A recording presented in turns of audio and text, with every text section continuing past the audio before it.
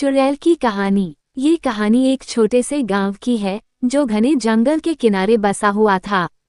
गांव के लोग बेहद साधारण जीवन जीते थे, लेकिन उनके जीवन में एक अजीब सा डर हमेशा बना रहता था।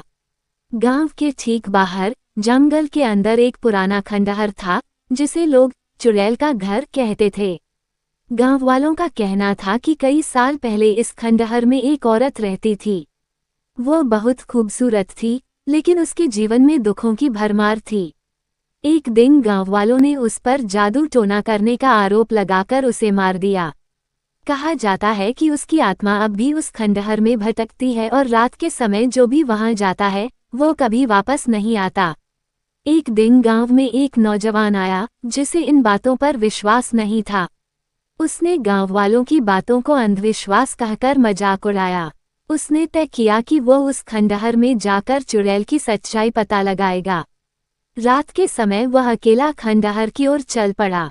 आसमान में बादल छाए हुए थे और चारों तरफ सन्नाटा था।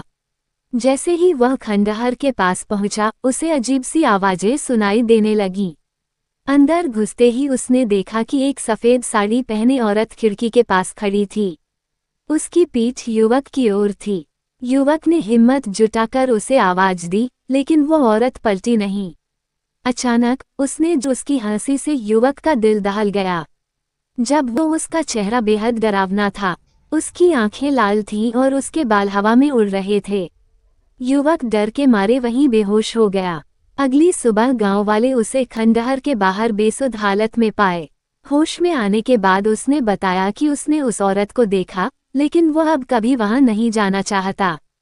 इसके बाद गांव के लोगों ने उस खंडहर को पूरी तरह बंद कर दिया। कहा जाता है कि वह चुड़ैल अब भी वहां है, अपने साथ हुए अन्याय का बदला लेने के लिए।